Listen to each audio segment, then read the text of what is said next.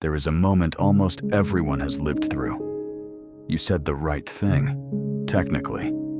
You were correct. And somehow, the other person walked away further from you than before you spoke. Most people call this bad luck, or a bad mood, or the wrong day. It isn't. It's a pattern. And nearly 90 years ago, a struggling teacher in New York wrote it down so precisely that it still explains, almost perfectly, why some people seem to move through the world, effortlessly liked, effortlessly trusted, effortlessly followed, while others, often smarter, often more capable, quietly struggle to be heard at all. His name was Dale Carnegie, and the book he wrote has one of the most misleading titles in publishing history, because it was never really about winning or friends in the way those words usually sound. It was about something much simpler and much harder: how to make another human being feel in your presence like they matter. Carnegie wasn't a psychologist. He didn't have a diploma that qualified him to write this book. What he had was years of watching capable people fail over and over, not because they lacked skill, but because they lacked one thing entirely separate from skill: the ability to work with people instead of against them, without even realizing that's what they were doing wrong. So let's start where he started, with a truth most people accept in theory and violate constantly in practice. Stop criticizing people, not criticize less. Stop. Here's why this matters more than it sounds like it should. When you criticize someone, you believe you're addressing their behavior. You're not. You're attacking their sense of self-importance. And self-importance, it turns out, might be one of the deepest, oldest drives a human being carries. Attack it, even gently, even fairly. And the other person doesn't sit with your feedback and reflect. They defend. They justify. They remember how you made them feel, far more clearly than they remember what you actually said. Think about the last time someone criticized you sharply. A manager, a partner, a parent years ago, in a moment you still remember with total clarity. Did some part of you think calmly, "They're right, I should change"? Or did something in you immediately start building a case for why you were justified all along? That reaction isn't a character flaw. It's close to universal. Criticism is like sending out a message and expecting it to simply disappear once it lands. But it doesn't disappear.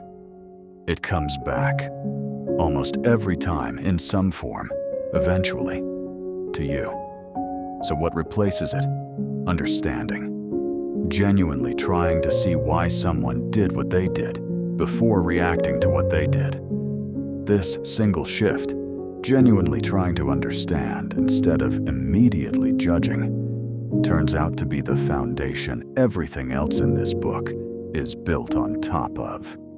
Now, here's the second piece, and it sounds at first almost too simple to count as a real principle. Give people honest, sincere appreciation, not flattery. Flattery is telling someone what you think they want to hear. Appreciation is noticing something true about them and saying it out loud instead of leaving it unsaid in your head, where it does absolutely nothing for anyone. Listen to the difference. Flattery sounds like, "You're amazing." Appreciation sounds like, "The way you stayed calm through that entire difficult conversation earlier. I noticed that, and it mattered." One of those could apply to literally any person on Earth. The other could only ever be about this one person, in this one specific moment. Most people go through entire weeks, sometimes entire years, without anyone specifically noticing something they did well. not because they aren't valued, because the people around them assume appreciation instead of speaking it. We think it constantly. We say it rarely. And the handful of people who consistently, specifically say what they actually notice, they become, almost without trying, the people everyone quietly wants to be near. There's a third piece here, and it might be the single idea the entire book is built around. If you want someone to do something, stop starting with what you want. Start with what they want. Carnegie liked to describe this through fishing.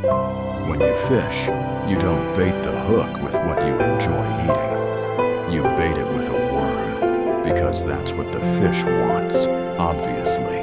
And nobody questions this logic when it comes to catching a fish. And yet, in nearly every request, every negotiation, every attempt to convince another person of anything, most of us bait the hook with our own interests, and then, quietly, wonder why nothing bites. A manager saying, "I need this by Friday," is baiting the hook with their own need.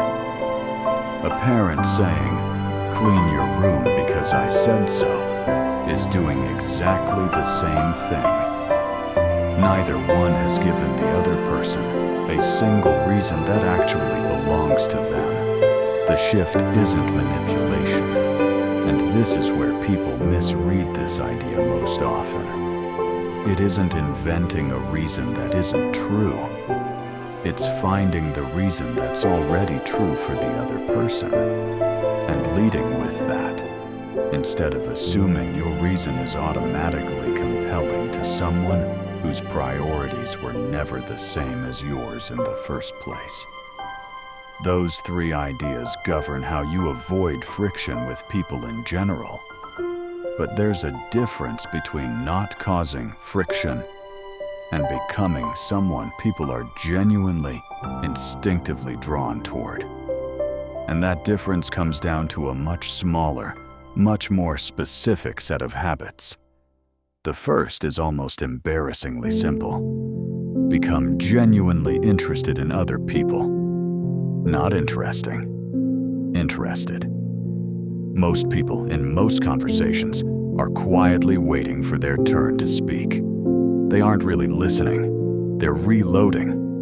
And the rare person who asks a real follow-up question, who remembers what you said last time and brings it up again, unprompted, becomes memorable almost instantly, without ever having said anything particularly impressive about themselves.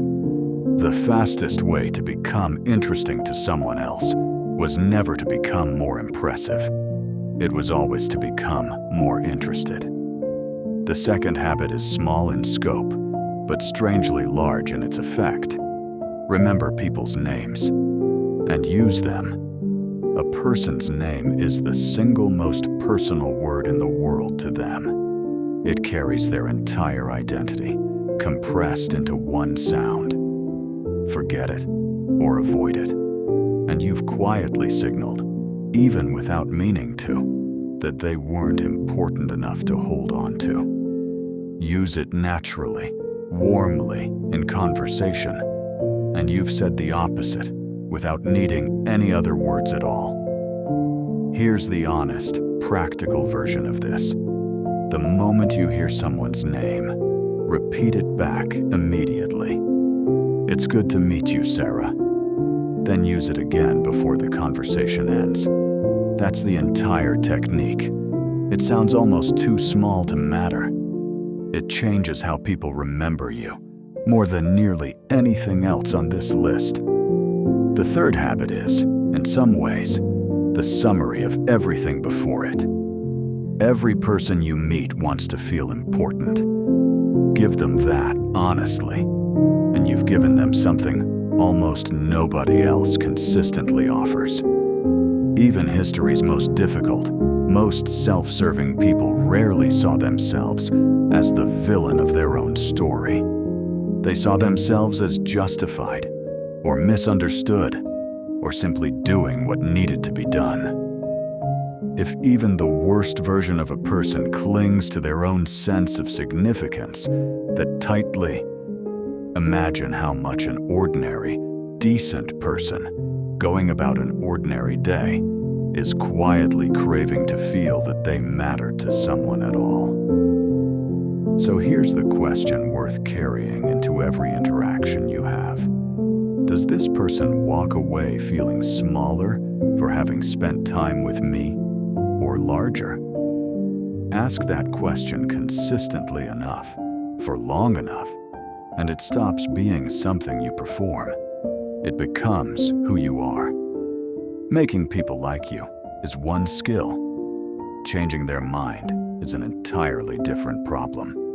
And it's where most people, with the best intentions, do the most damage. Here is the hardest idea in this entire book to actually practice, because it goes against nearly every instinct you have in the exact moment you need it most. The only way to get the best of an argument is to avoid it entirely. Sit with that for a second, because it's more unsettling than it first sounds. If you win an argument, you've proven the other person wrong, and in doing so, you've wounded their pride, their logic, their sense of themselves.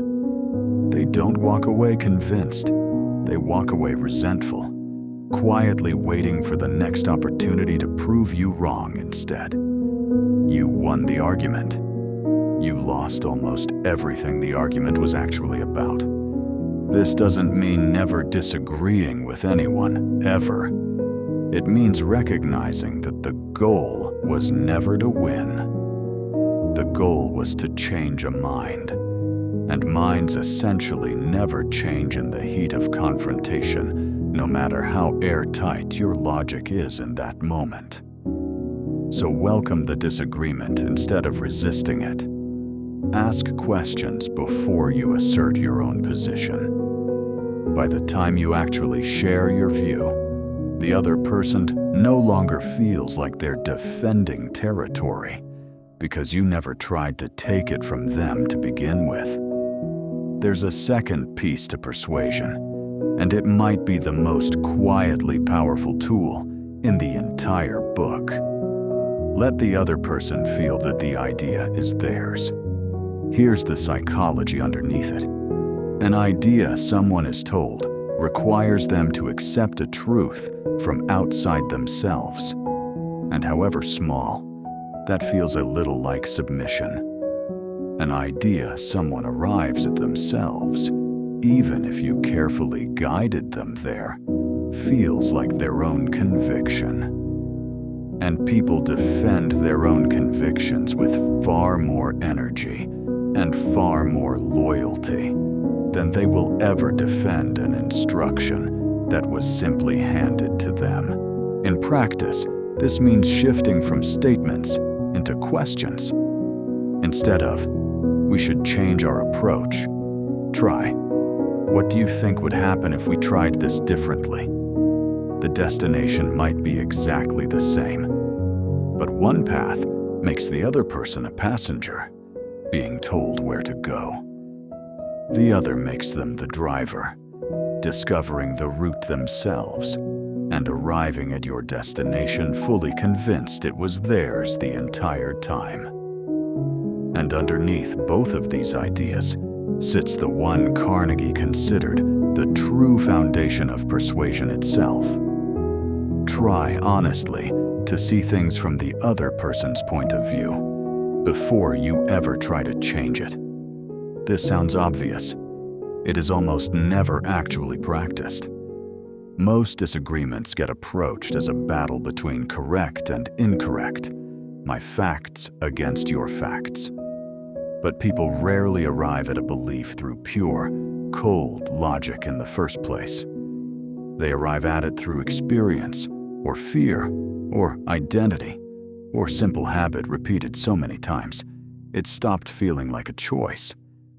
Attacking the logic of a belief while ignoring the actual reason someone holds it is addressing the wrong target entirely, every single time. So before you try to change someone's mind, spend real, honest effort trying to explain to yourself why a reasonable, intelligent person might believe exactly what they currently believe. Not to agree with it, to understand it clearly enough that whatever you say next actually speaks to the real reason behind their position, instead of a version of their argument you find easier to knock down. Everything so far has been about understanding people and persuading them without conflict. But there's one layer left, and it's the hardest one of all. What happens when you actually need someone to change? Not just agree with you in a single conversation, but genuinely behave differently, starting tomorrow and the day after that. Carnegie's approach to correction starts somewhere most people would never think to begin, with something genuinely good about the person said first, and said honestly. This isn't about softening someone up, so bad news lands more easily. That's manipulation, and manipulation without sincerity backfires almost immediately, every time. It's that criticism landing on someone who already feels valued lands completely differently than criticism landing on someone who feels attacked from the very first word. One is a note from someone who clearly sees them. The other is an assault from someone who apparently doesn't. There's a small linguistic shift here with an outsized effect. Call attention to mistakes indirectly rather than head-on. "You forgot this" lands as an accusation, almost no matter how gently you say it. "I noticed this happened" lands as an observation. Direct accusation triggers defensiveness instantly, regardless of how true the statement actually is. Indirect framing lets the other person arrive at the correction themselves. And as we already covered, people accept their own conclusions far more willingly than a verdict handed down from someone else. And finally, this. Make the fault seem easy to correct. If someone believes a flaw is simply who they are, deeply embedded, unchangeable, they have almost no reason to attempt fixing it. The effort feels doomed before it even starts. But frame that same flaw as a small, specific, fixable behavior, not a character trait, just a habit that hasn't been built yet. And the person walks away believing change isn't just possible, but likely. And that belief, more than any single technique on this list, is usually what actually determines whether change happens at all. So here's what all of this comes back to, underneath everything else: appreciation instead of criticism, curiosity instead of self-focus, understanding instead of argument, indirect correction instead of blunt confrontation. Every single idea in this book, traced back far enough, lands on the exact same route. People will not remember, with any real clarity, most of what you actually said to them. They will remember, with total clarity, exactly how you made them feel while you were saying it. Carnegie didn't invent a trick, and he wasn't offering a shortcut. He documented a pattern, the same pattern that shows up in every relationship, every negotiation, every friendship, every family, whether it's 1936 or it's today. Make people feel genuinely important, genuinely understood, genuinely respected, and influence follows almost on its own. You stop needing to convince anyone of anything. They start convincing themselves.